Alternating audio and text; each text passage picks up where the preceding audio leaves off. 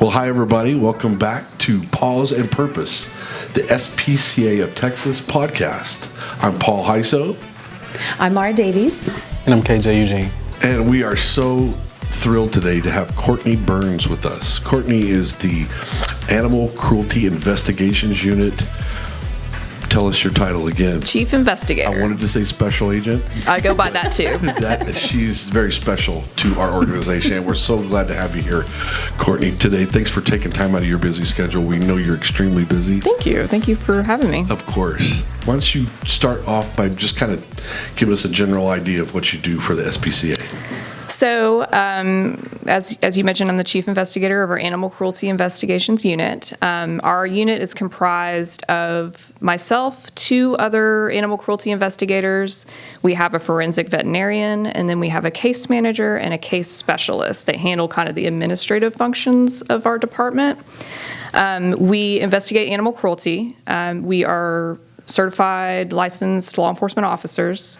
And we cover currently about 1,700 square miles of area. Wow. And then also other areas as well as needed. Wow. So that's a large area. It is, yeah, with just the 3 of us. So we stay pretty busy.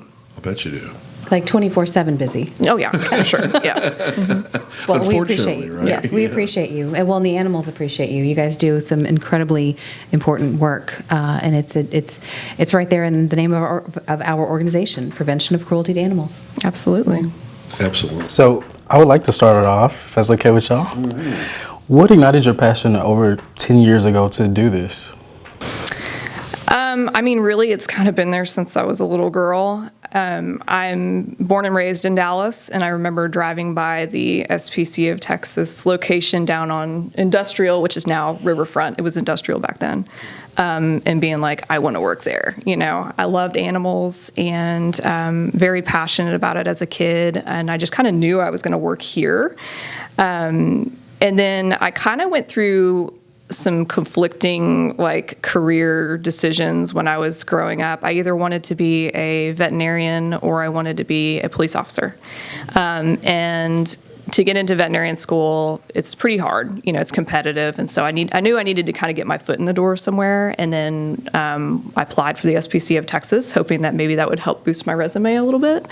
And then once I got in, that was about 15 years ago. I've been with the SPCA for about 15 years, and immediately so drawn to the cruelty investigations that the organization did. And then I kind of just found where I could fit it in and have the law enforcement part that I wanted to do along with, you know, of course I didn't make it all the way to veterinarian, but I got to be a vet tech, you know, and that's kind of the cool thing about the SPCA is there's so many opportunities career-wise because there's so many parts of the organization where you can just kind of get your foot in the door and see what feels right. And then I just never left. So here I am. I remember high-fiving you at like 4 a.m. at the old facility. Yeah, I'm sure. Yeah. We're glad you didn't leave. Yeah, You're here. I'll be here forever. Yeah, stay with us. Same. Yeah, you too. I love it. Yep. I love it. Courtney, what would you say to other kids out there like you who might have that, like, man, I don't know what to do, and maybe veterinarian, maybe this, maybe that? Like, what would you say? How would you say that? What advice would you give a kid who was like, I don't know, but something with animals and something with, I don't know? I would say do everything, honestly. Like, get as much experience as you can. My very first job that I had was as a kennel attendant at a veterinary hospital here in Dallas. And, you know, it was a dirty job, you know, a lot of cleaning up, you know, but I also got to experience being in the surgery suite with the veterinarians while they were doing spays and neuters, and that was kind of like, okay, now I know I'm not squeamish enough, like I could be around the gross stuff, you know. So I worked there, and then I worked for like a boarding and grooming facility. I was a dog groomer for a while. So again, it's like I knew I wanted to do something with animals. It's just like, what is it going to be, you know? But there's so many different things you can do with animals. And again, like I said, with the SPCA of Texas, we have so many different positions. When I first started here, I was a part-time adoption specialist. And I just learned that. I thought she was always a police officer. I've done all of the things. Well, most of the things. There's lots of things to do. But I was not a very good adoption specialist. My animals typically tended to come back, which is fine because we could find them a better suited home. Learn more about them. Learn more about them, exactly. So I was like, maybe I shouldn't be an adoption specialist, but I guess matchmaking is not my thing. So I started to go down the medical road and became a vet tech, which, all on the job training with the SPCA. I learned everything here, which was really cool and really enjoyed the medical part. Then I kind of moved my way up.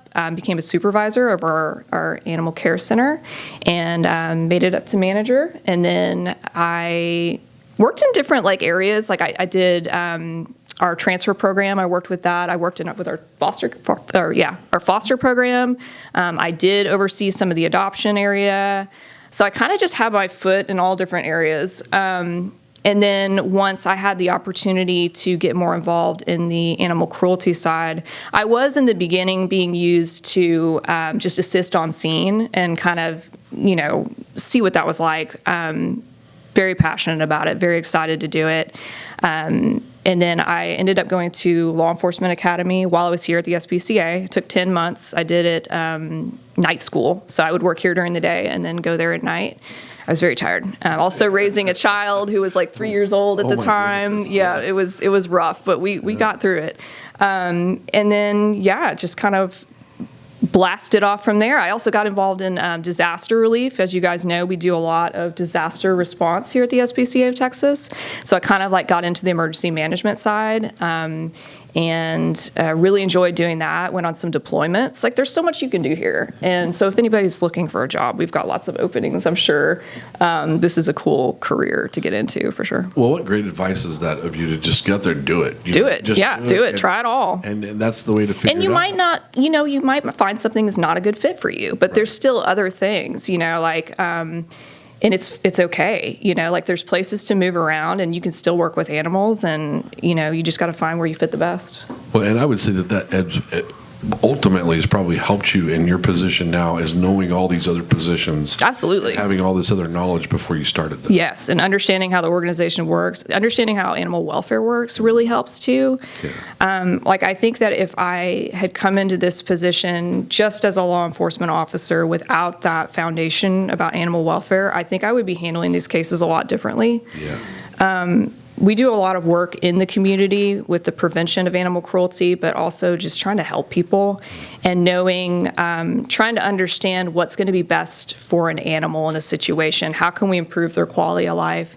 The answer might not be just to take the animal and bring it into our facility. We've got a very, very nice facility. We've got wonderful staff, and the animals are so well taken care of here. But sometimes it's best to try to see if you can leave the pet in the home and help that person, improve that quality of life for the pet. So there's a lot that we learn just from animal welfare and what the best practices are, and we apply it every day in our animal cruelty investigations for sure. That that very humanistic approach of caring for people and animals in place and a non-judgmental,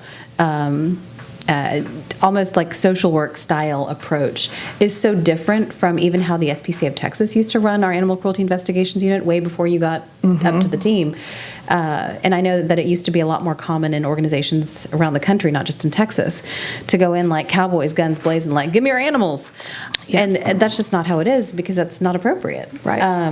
My question is how would you tell people about how you guys know the difference between a bad actor and somebody who needs support, just generally speaking? I would say a good majority of our cases are involving people that really just need help, or a little bit of education. Mm-hmm. And that's not to say that we won't leave an animal there. If it's suffering or in danger, we're never going to leave an animal in a situation like that. But we've gotten to a point now where we've developed this trust within the community where people actually feel comfortable calling in on themselves. And saying look, I need help, and they'll call our department directly and say, maybe I had a litter of kittens and now I have 300 cats, they just overpopulate so fast and it gets out of control. And we want that. We want people to feel comfortable calling us and knowing we're not going to just come in, like you said, guns blazing, Wild Wild West, kick your door in. unless we really have to. Yeah, there might be still a time and place for that. Yeah. I won't say we won't do that, because if we have to do it, we'll do it to get an animal out of danger. But that's what we want. We want that trust within the community. We want people to feel comfortable calling us and knowing that they can trust us, that we're not just going to come in and judge them, like you said, and see if we can get the resources to them. Over the years, we've really developed a good program, or community impact program. I know you guys spoke with Tancha Thurman.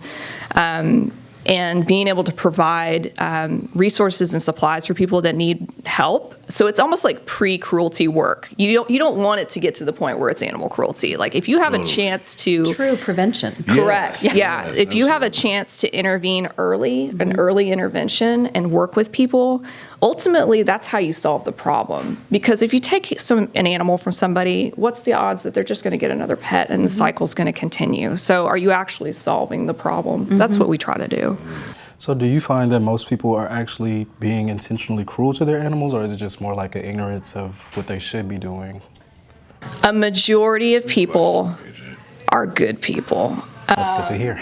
It is good to hear. And, you know, I'm not going to say there aren't bad people out there, but a majority of our cases and our calls that come in are people where their heart's in the right place. You know, we might see like the overwhelmed rescuer that feeds the strays, you know, the bleeding heart. We get a lot of that where things just kind of get out of control and they just need some help reeling it back in. But deep in their soul, they're good people, you know, and that's what's good. And the other good part is that when people report cruelty to us, like, people have gotten so much better about doing that, and I don't know what caused that. I don't know if that's just getting out there and letting people know that we are a resource, but when you report animal cruelty early, when you first start seeing something, there's a better chance that we can actually fix the problem and help that person and help that pet.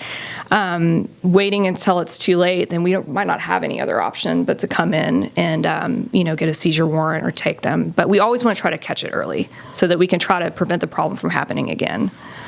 I have a two-part question. Okay. First part of that is builds on what you just said.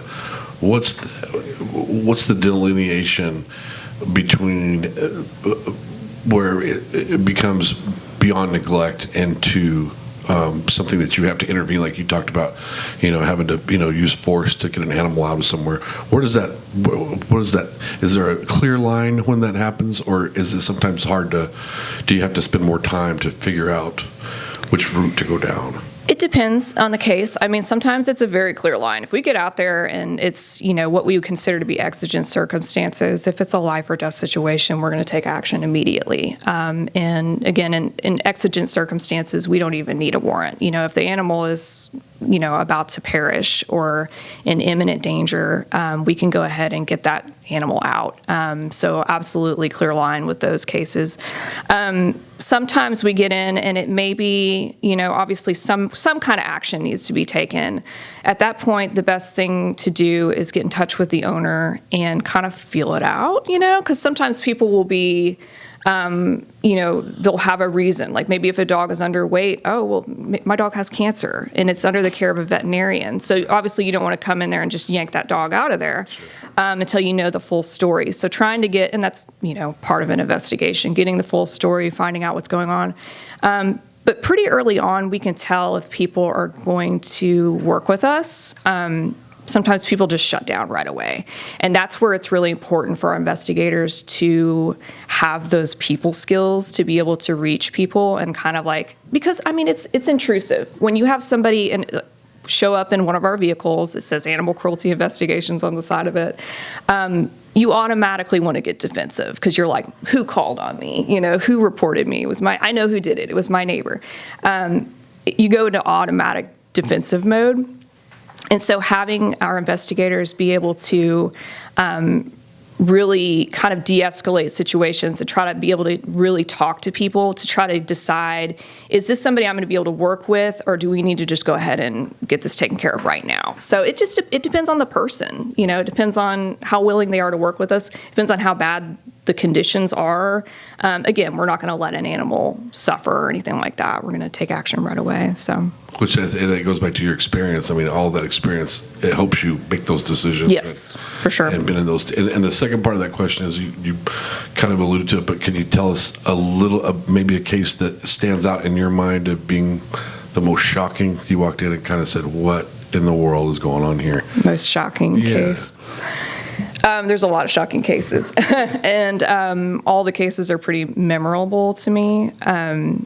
But I was actually just thinking about this one the other day because it's actually our 1-year anniversary of this case. Last March, we seized 17 dogs from a house just outside of Ben Wheeler, Texas, in Van Zandt County, and 16 of those dogs were Cocker Spaniels, and it was one boxer. So that call came in as an abandoned puppy mill. Oddly enough, that's a really strange call. I don't think we've ever gotten a call about an abandoned puppy mill. Yeah. So obviously we wanted to go check that out and see what that was about.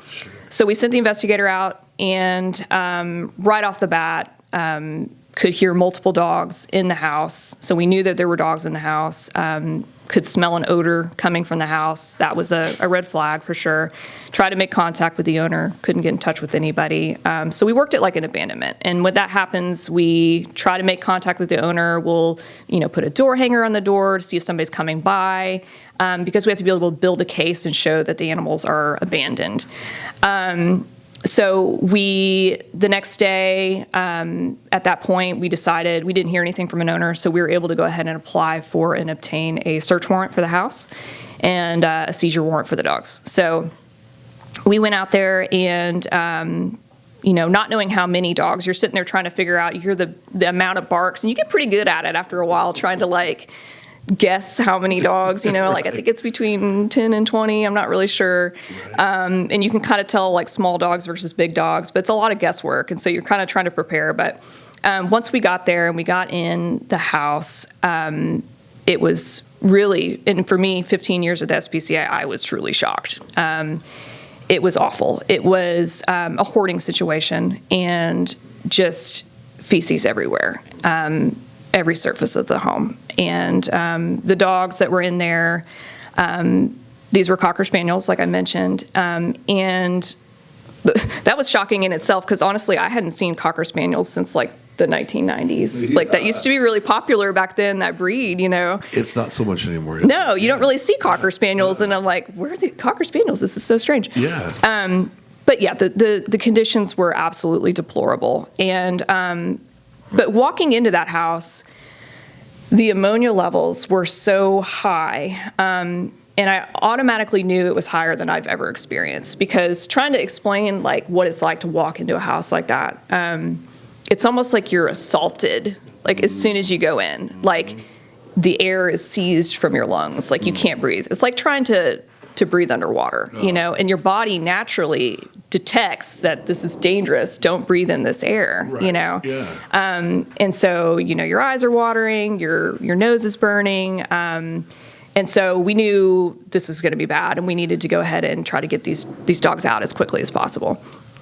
So went and got an ammonia detector because that's the first thing. Once you start opening the doors and stuff, some of that air comes out and you want to get an accurate reading for your investigation. Sure. So got the ammonia reader, powered it up, and it ended up being 350 parts per million, which is, I know Mara knows that's a lot. As opposed to what's normal. So just for reference, 12 parts per million long term is considered dangerous for humans. And so that's 30 times the amount. Yeah. Bring on the PPE. Oh, yeah. So it was okay, we got to get out, put the respirators on, get back in there and get these dogs out of here, So got in there, got our photos and everything. And those dogs, their coats are very long. If you don't groom a Cocker Spaniel, their hair gets pretty long. And it was just matted, like dreadlocks with the feces, and they were having a hard time walking, and so we had our Our forensic veterinarian was there on scene, so she was able to check them out as we were taking them out of the house, which was great, and getting them out of there. And we got them back to our facility here in Dallas, and that's where the magic happens. It's so cool to get to see, we get them out of the situation and then see the team work at the shelter. It's almost like a conveyor belt. Like they just get them out and they're like, like a pit crew, with like a race car, and just getting everybody checked out. And that's kind of where these dogs, that's where their healing starts, because, they came from an awful situation. And this is their first impression of us. And so it's really important that we build that trust with them. And the staff is just so good with them, and they were so appreciative. They were so sweet. They're some of the sweetest rescue dogs Yes. I've ever seen. Yeah, just happy to be there, and so forgiving to humans, who did them wrong. And we ended up, so obviously getting them comfortable was very important. And like I said, they had just mats full of feces. So we started shaving that off of them. And they ended up having about like 2 to 3 pounds of feces each just attached to them. I think we ended up with like 30 pounds of feces that we shaved off these dogs. Oh my goodness. It's awful. Apologies for any listeners that might be having lunch right now. I know It is shocking. it was shocking. It really was.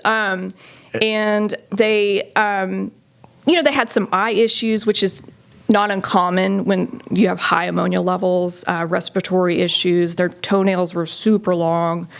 And so we just focused on trying to get them comfortable and get them treated and give them all the love that we could give them after their journey. So we ended up, since it was a seizure, we went to court for that one, and we got custody of the dogs in the civil seizure hearing.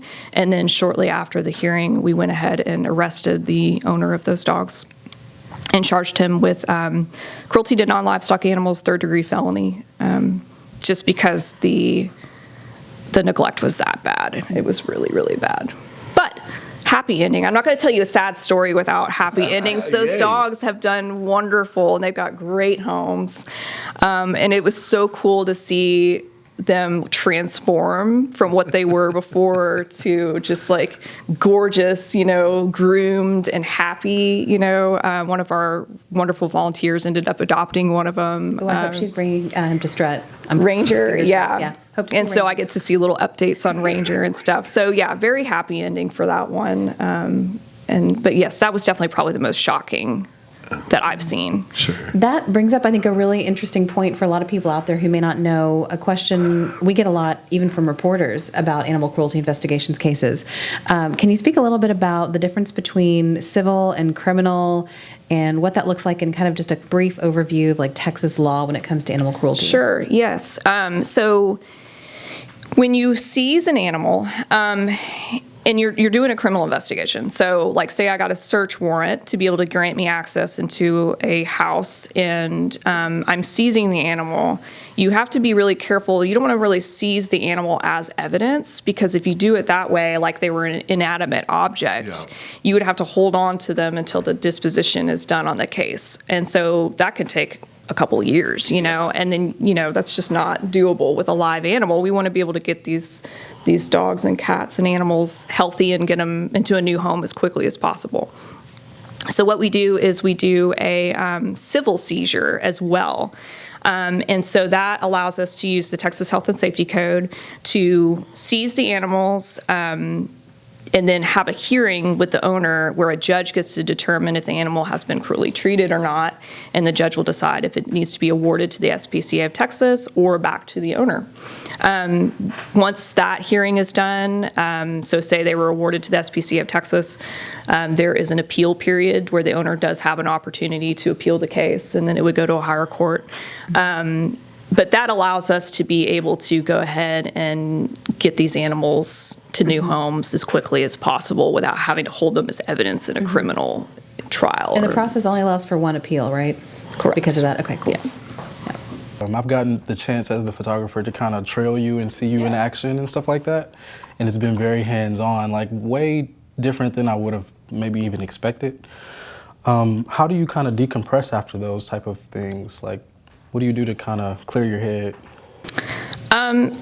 Well, when we go into those situations, we do have to switch into business mode, and if we didn't, we would not be able to get the job done. So it's kind of having to compartmentalize a little bit and being able to put the processing on hold until we get in and get the animals safe. But then, yes, there is a bit of a decompression period.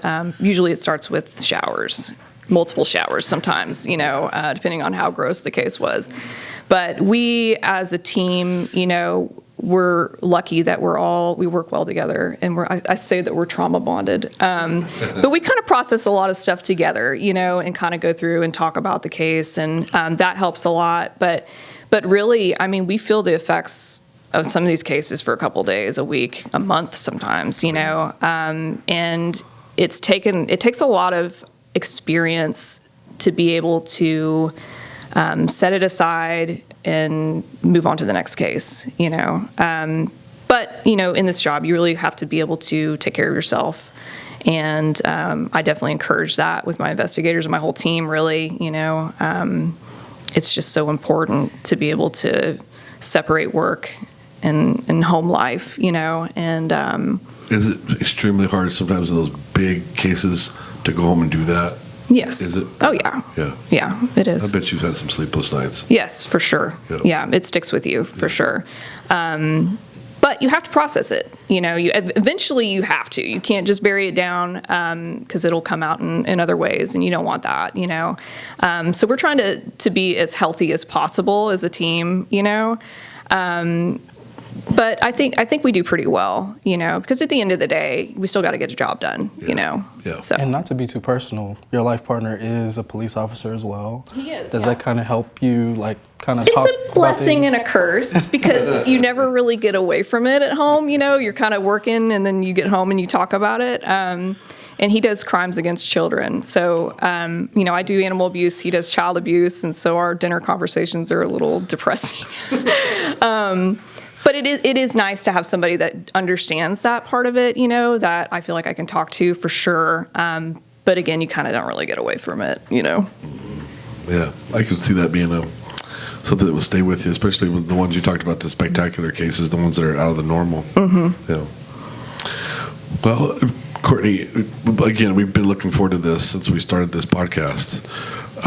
What else can you tell us?